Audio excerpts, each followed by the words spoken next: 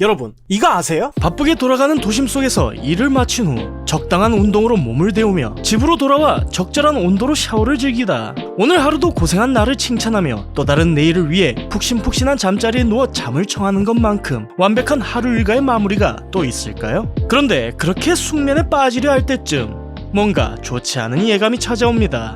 발 아래에 서늘한 기분이 들어 꼼지락거리던 발가락을 확인하는 순간 엄청난 고통과 함께 발가락 중 하나가 강력하게 자기 주장을 하며 마치 귀신이 들린 듯 뒤틀리기 시작하는데, 갑자기 벌어진 고통스러운 상황에 문득 어디선가 본 민간 요법을 떠올리곤 연신 고양이 울음소리를 내면서 제발 발가락 근육들아 도와줘! 라며 반대로 힘을 주는 순간 우와! 알라고! 나머지 발가락들마저 기대를 배신하고 제멋대로 뒤틀리는데, 아마 영상을 보시는 모든 분들이 한 번쯤 경험해보셨을 이 끔찍한 현상의 이름은 쥐입니다. 우리 신체에 얼마나 많은 근육이 존재하는지 몸소 느끼게 해주는 근육 경련 증상인 쥐는 주로 종아리와 발 등 하체에 일어나는 경우가 많지만 팔이나 어깨 그리고 손목과 같은 상체는 물론 심지어 눈에도 일어나는 등 근육이 존재하는 부위라면 그 어디든 생길 수 있죠. 그런데 여기서 가장 큰 문제는 밤 시간대, 그것도 자고 있을 무렵에 갑자기 발생해 엄청난 배신감과 통증을 가져온다는 것입니다.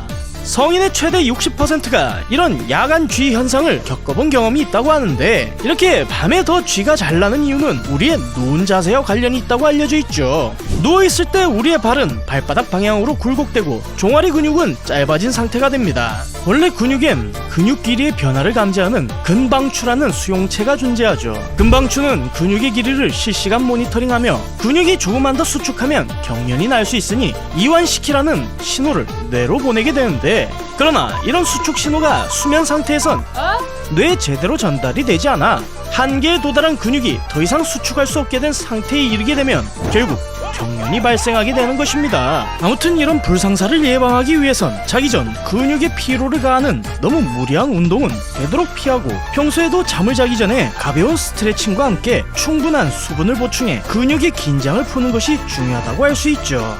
그리고 이미 쥐가 난 경우엔 이것을 풀기 위한 아주 다양한 방법들이 존재하는데, 그 어떤 방법을 사용하든지 간에 쥐가 나는 부위에 힘을 최대한 빼고 근육을 이완시키는 것이 중요하다고 할 수 있습니다. 아무튼 조금 재미난 사실은 현대의학의 힘으로도 아직까지 쥐에 대한 연구를 제대로 하지 못하고 있다는 것인데, 이 쥐라는 것이 언제 증상이 나타날지 모르는 데다 나타났다고 하더라도 금방 사라져버리기에 도저히 연구할 각이 안 나오기 때문이죠.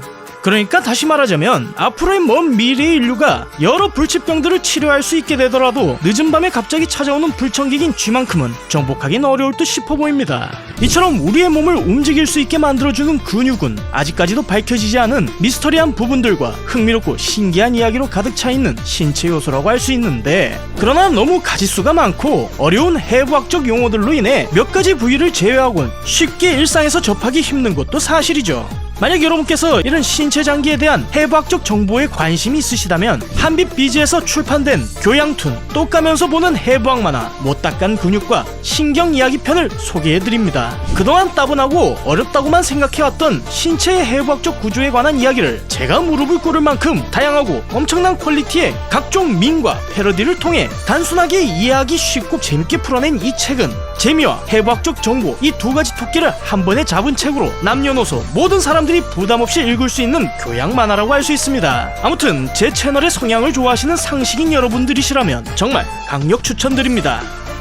몰라도 상관없는 지식, 물상식. 다음 시간에 좀 더 재미난 이야기로 찾아뵙겠습니다. 감사합니다.